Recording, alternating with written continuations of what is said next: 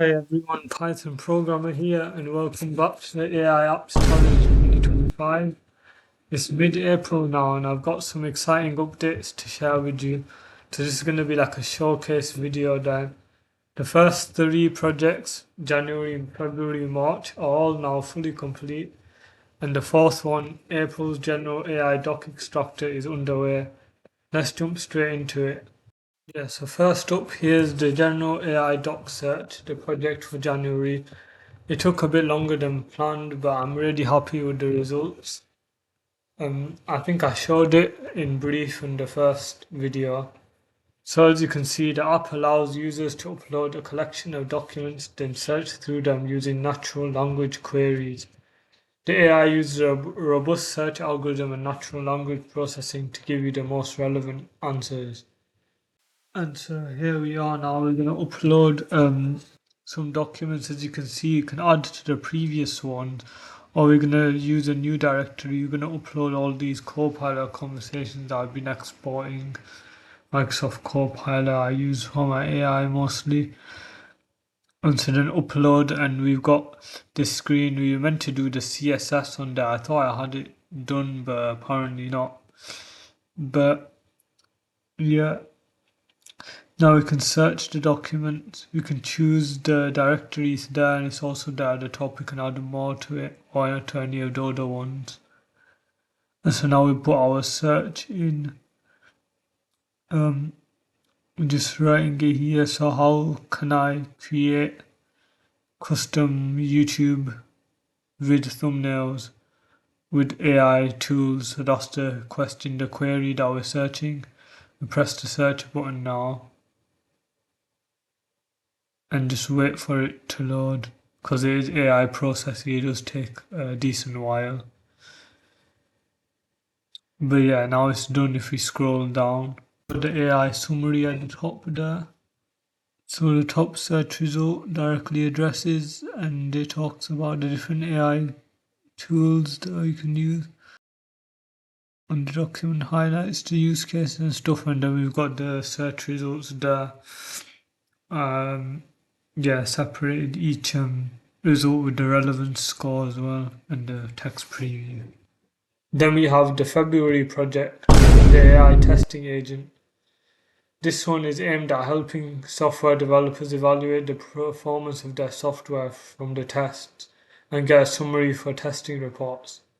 Users can upload a PDF of expected results, a screenshot of actual results, and a prompt describing their test. They can also add project details or extra context, and use a database to store all user inputs and outputs as well. Okay, so here it is, the AI testing agent. We're going to be using the project name, the Copilot Conversations AI search, and the stuff from the general AI document search. Then we put in the project details as well, which will just be a short description of what that was, an AI search.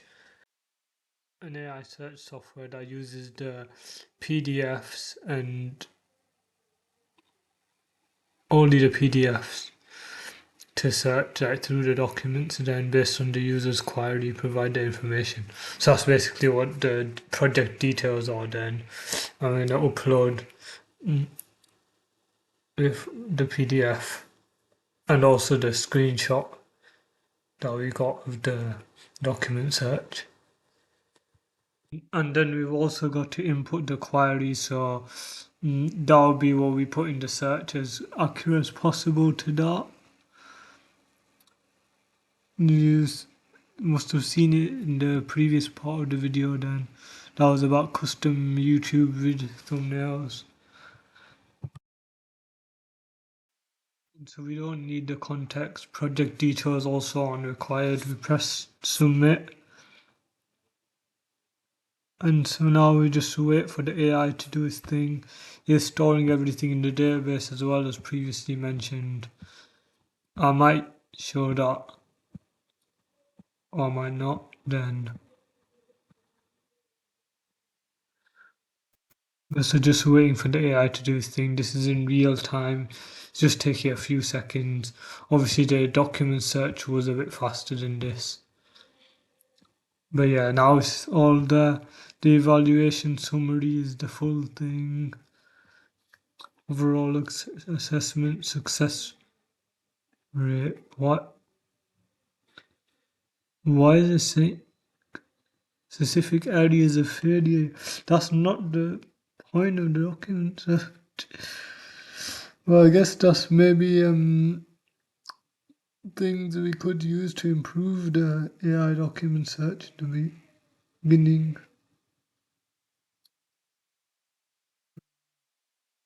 The conclusion there then. So if you scroll further down, we've got the comparison summary as well now. And then there's the summary part, which is kind of hard to gauge. So it's like it should be just like the conclusion part or summary of overall of the original part, which you can just copy, and that'll be like a short, really short paragraph, like 1 or 2 sentences you can put in your testing report. But if you go there, yeah, it's that full thing.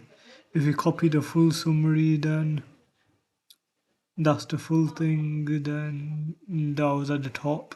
If you go back to display, view results, we can't go directly to results because we need the project ID. But yeah, we quickly showed the database now as well. In DB browser, I've got that.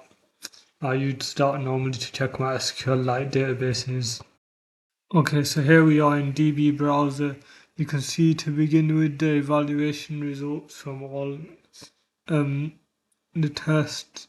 There's uploaded files, which store each of the files. Uploaded obviously 2 per test then, and evaluation results then, which is all the results. I meant the user inputs at the beginning, yeah. And so you can see there's quite a few, mostly the same, because we're doing test runs with mostly the same data. There are 12 results there, 21 inputs, and then 34, I think. Yeah, 34 uploaded files, obviously 17, then test runs for these, 2 each. And yeah, some of them didn't work for the results then, and I think we deleted some of the previous uploaded files stuff as well. But yeah, we didn't use a database for the other ones, but we had to for this one. Those are just like storing files temporarily, whereas this is storing much more then as well. Before we go any further, don't forget to check out the repository. I'm still making updates to it as we go along. I've got the README there, and we're on this video now, video 2 of course. And you can see the plans for the upcoming videos, projects as well here. And then in each project we've got a README as well. So this is the January project. We've got the README which tells about the project overview, objectives, key features, technical specs. Even gives you the setup instructions if you want to set it up yourself. The usage expected outcomes, etc. And I've included the briefs as well now for each project. AI generated briefs that I've got. And that tells everything is similar to the README.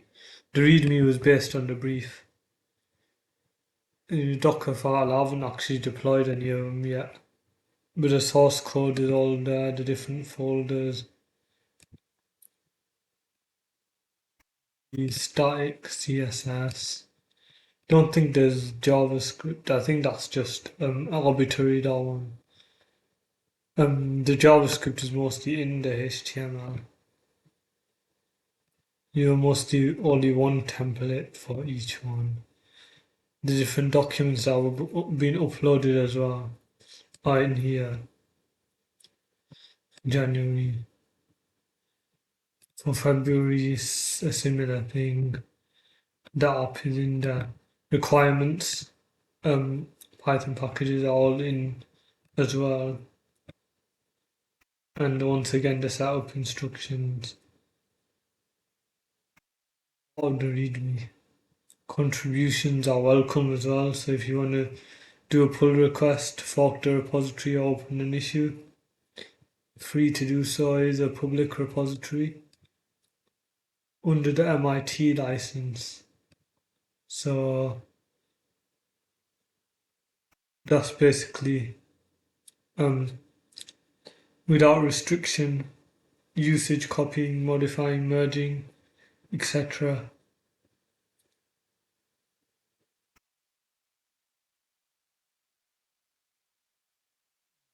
So that's and back to the February one. I'm pretty sure this is the only one that has multiple templates, web pages for the app. Otherwise, it's all mostly on one web page. But yeah, now we move on to the March project. Then in the March project, we've got an AI powered work hours calculator. So the main feature is the text box where users can input their work hours in any format. For example, you could write, I worked 9 a.m. to 5 p.m. yesterday with a 1 hour lunch break. Today I'm working 8 a.m. to 3 p.m. with a 45-minute break in the middle of the day. And then the AI will process that information, and based on the contracted work hours you put in, calculate your overtime, undertime, obviously your total hours as well then. And there's also a time-based calculator I've put, so you can, it's like a normal calculator but slightly different button configurations, and it works with time. So for example, 19.50 minus 17.55 will give you 155, meaning 1 hour and 55 difference. It's super versatile and will come in handy for time management, definitely, I think. Okay, so here is the showcase. Then you see the AI powered calculator. And so if you put in a contracted work hours of 30 per week, for example, and so now if you write the prompt, just like a general description of the work hours, like textual version, just saying like the days you worked, natural language query, and then this week and next week, for example, then we press submit. And so then now it's doing the AI summary, then generating it. And it's there now within about 5 seconds. It's done. That was actually quicker than I expected. So the formatting isn't fully there. I thought I had it before, but I think I might have changed it then because it was a bit messed up before as well. So then that's given the summary how much we worked each day, overtime, undertime. So we've done 12 hours overtime, then that means 72 hours across the 2 weeks with 60 hours contracted. Then we've got the manual work hours calculator underneath there, which I mentioned before, so we can do time-wise operations there. We're mostly using 24 hours, and even multiply then by like a full number integer. Yeah, 17.15. Let's say we worked 5 hours 45 for 3 days. Then we can add like 330 plus 615, 945 hours, 9 hours 45 minutes. That would be. Then say 315. We come back there. That deletes one character. 6:30 clear, that clears the full thing. So now we want to say that we finished at 3:45 p.m. and started at 8:30 a.m. So how many hours did we work? 7 hours 15 minutes. So that one there is quite good. And then I think we do another prompt with the AI summary then as well. So let me just get my work hours that I did on the internship. I'll paste them here. So we write the prompt then that we below are the work hours from the internship. for the first 20 days, 4 weeks, 5 days a week that would be. And we can change the contracted hours as well then of course. It was 35 hours a week. There we've pasted in, we can make the box bigger. Just fix the spelling. 35 hours per week it was, let's do 7 hours per day actually, because that's what it was, wasn't it? 7 hours per day, 5 days a week on the internship. Press the submit button.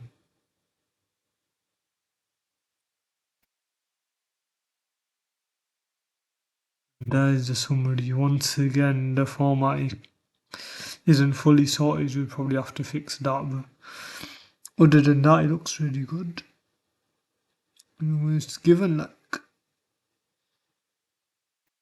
overtime under time, 35 minutes under apparently. It says the total hours work, doesn't it? 130. So that's it for the past projects. The March work hours, AI work hours calculator. We move on to April, which is in progress. And now let's take a look at the April project, the AI Document Extractor and Converter. It's still in progress, but here's what I've built so far.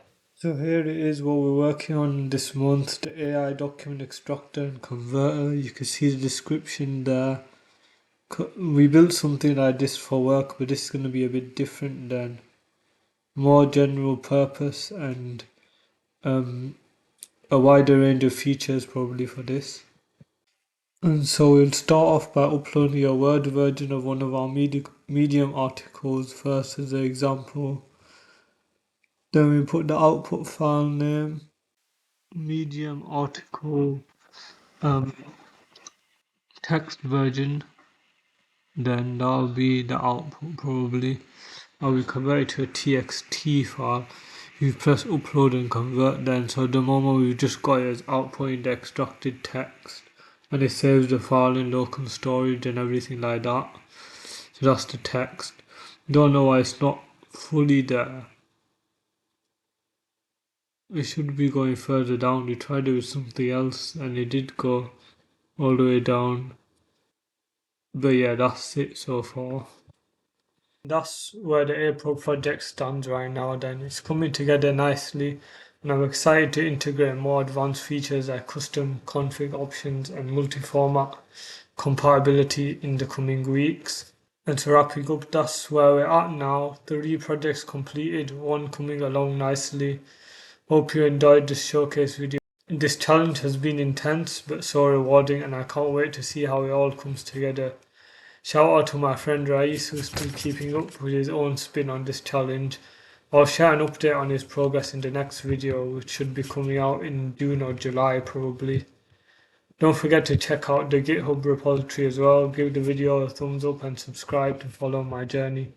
See you in the next update where I'll showcase to you guys the final version of the April project, the May project and June/July projects depending where I'm at by then and when that video comes out. Thanks for watching and I hope you enjoyed. See you in the next one.